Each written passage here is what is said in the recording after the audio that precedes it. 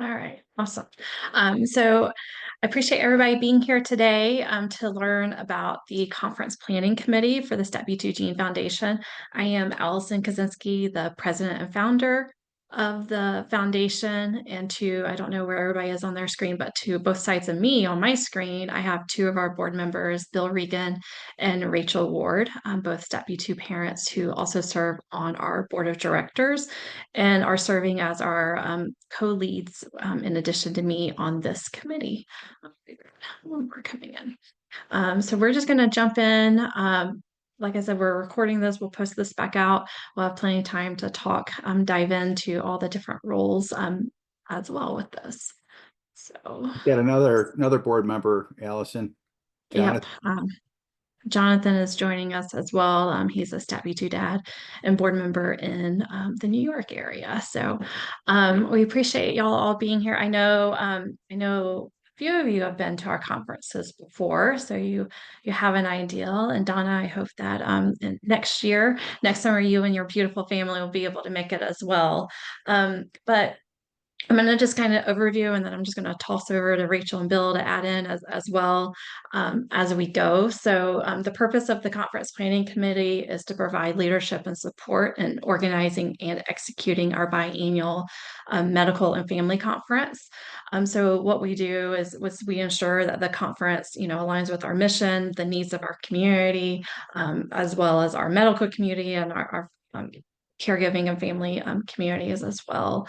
And we really use this time to educate as an educational series for our families, but also the amazing networking that occurs. I think we all know the power of meeting another SATB2 family and seeing our children interact together and just knowing that we're not alone on this journey as well. So I think we've almost all have experienced that. So, but the conference is a big event.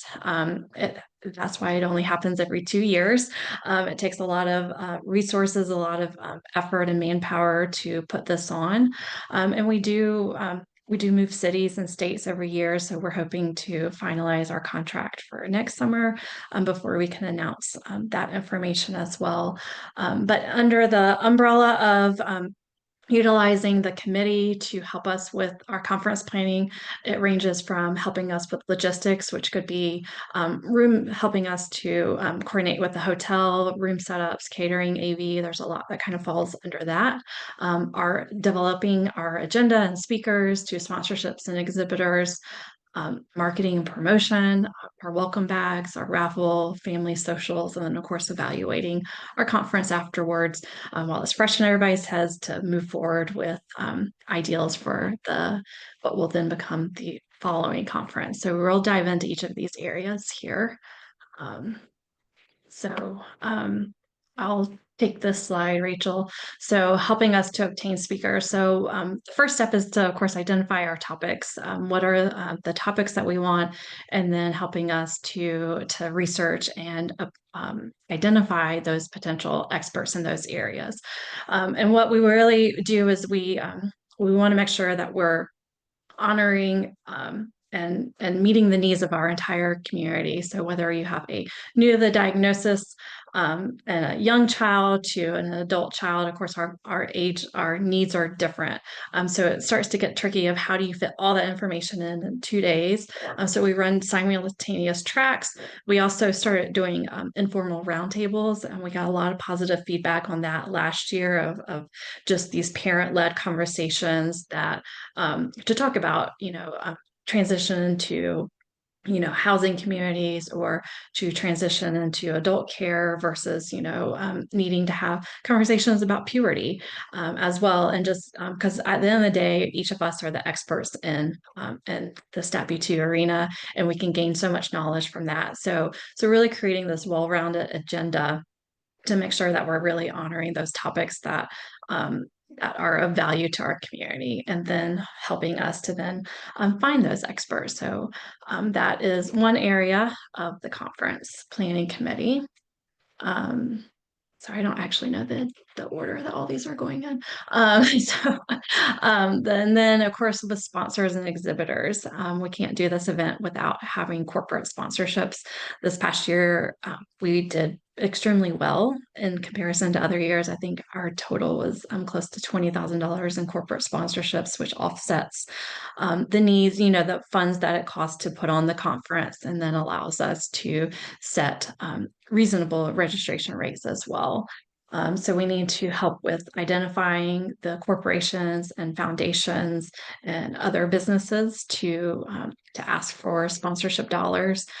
Of course, review what our sponsorship package is. Is there anything that we can change and update for 2026 to make it an attractive opportunity for businesses to partner with us? We've had a nice range of those as well. So, I, Bill, you have. I just want to kind of chime in because Allison is the leading advocate to generate funding that allows us to um, place the lowest possible registration fee for our families. The registration fees just they don't come close to covering the total cost of the program. So I do want to underscore the value and importance of sponsorships, exhibitors, donations, anything that can make this accessible to our families is incredibly important. We understand that we have hotel fees that families have to cover, travel fees. Um, you're taking vacation days away from your inventory. So we want to make the registration fee the most affordable we can. And another opportunity that we haven't really catapultized on in the past is exhibitors. So are there businesses that would be interested in setting up a booth and paying a fee to be there as well? Whether it comes from, and that could range as well from the safety sleeper beds to communication device companies. There's so much that our world needs. Is this an opportunity to bring them on site as well? So I think with the lead time that we have this year, with being ahead of the curve and hopefully securing this hotel contract in the near future, that gives us ample time to work on a lot of these areas as well. So, Rachel, you want to pop in? Absolutely. So marketing and promotion is another really big one that kind of goes hand in hand with sponsors and everything else. But we need help with developing targeting, marketing, and promotional strategies, creating engaging materials to raise awareness and drive attendance, crafting compelling messages for maximum impact, leveraging social media, and ensuring consistent promotion across multiple channels. This comes with a lot of things for the conference, and what we need help with in the committee would be once the contract is finalized and the location is released, researching the area, finding things to do, helping us with our documents for travel, marketing, closest airport, closest fun places, all of those things that go along with the logistics and traveling to the location. And then what that looks like for businesses or any sort of sponsorship and attendee marketing as well. Yeah, this is also your area. It is my area. And then helping with welcome bags and raffle. We do we do welcome bags for registrations. So for those of you that have not attended a conference before, the night of check-in and registration, we have volunteers, which is usually board members, and you check in, you register, you get your name badges. We give you a welcome bag with some information inside, the agenda, any other advertisements that need to be in there. And then we also have a raffle. And this is one way that we raise money during the conference for all of those days. So we're looking for product donations from sponsors and partners. This really enhances the attendance, I think, and the experience of the conference. And it's a really good way to engage our families and sponsors as well. In past conferences, we've had a wide range of things that we've raffled off. There's been Betty zip up sheets. There's been like items from art therapy. Last year we had an a AAC program donate one subscription to their app for an AAC device. So we have lots of things that we raffle off, and it's a great way to get involved. Rachel, just one add in. It's always nice in particular to have things in the welcome bags that you can give to the kids, your SAS kids, their siblings, just something to make them feel special as well. Last year, the foundation donated panda bears with SATB2 t-shirts, and that went over really, really well for the kids. So we had a panda bear stuffy inside, some fidget toys, things like that for the kids, notebooks, stuff like that.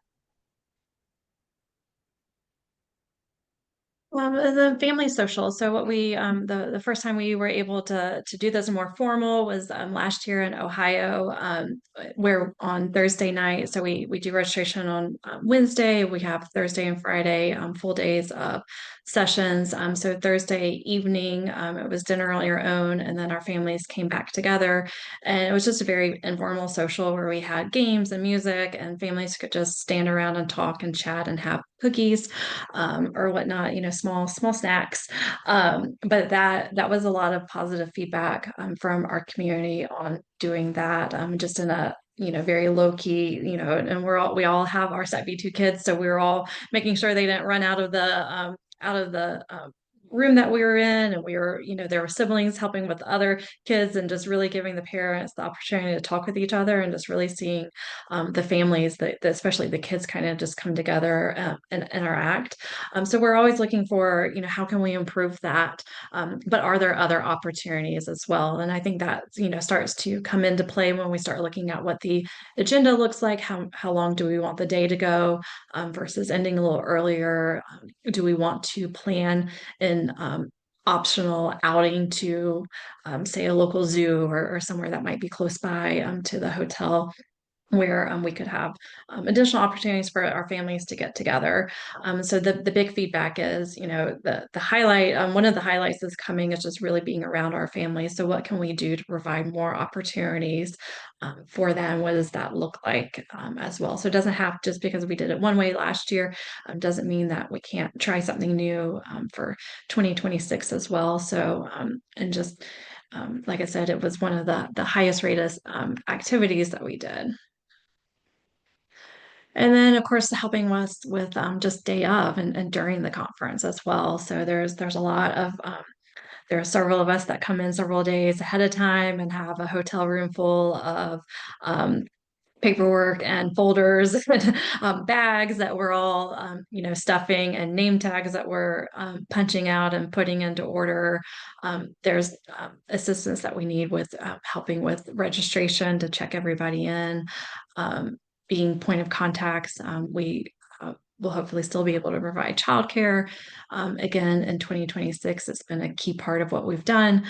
So there's just a lot of stuff that happens during the conference. So maybe you don't have the time leading up, but you have the time to help out for a few hours here and there throughout the conference, from setup to breakdown. We've got to break it all down, pack it back up, ship it back out, and that happens a lot faster and a lot easier when there are several of us working on that as well.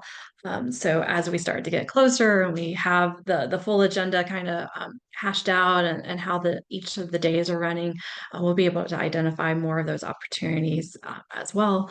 But we always need as much help as we can on site. So.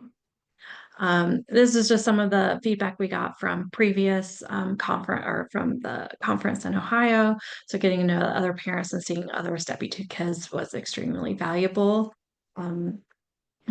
A suggestion was from the roundtables. As I had mentioned, we don't record those since they're more informal. They're a little bit harder with the AV setup, because we're just sitting around, literally around tables, where a group of people is discussing specific topics. So a suggestion was taking discussion notes from those and then sharing them out afterwards as well. we have offered the virtual option as well. So again, is that looking forward to figure out, is that what we do, this year, or do we record and post back out? Like, how do we really make we want to ensure that we're making the information accessible to everybody in our community. So what does that look like? What has worked? What hasn't worked? What do we do in 2026? So in Ohio, we were in the Kalahari Water Park. It was a giant resort. So this feedback was, it was really nice to have something to do without needing to get into a car.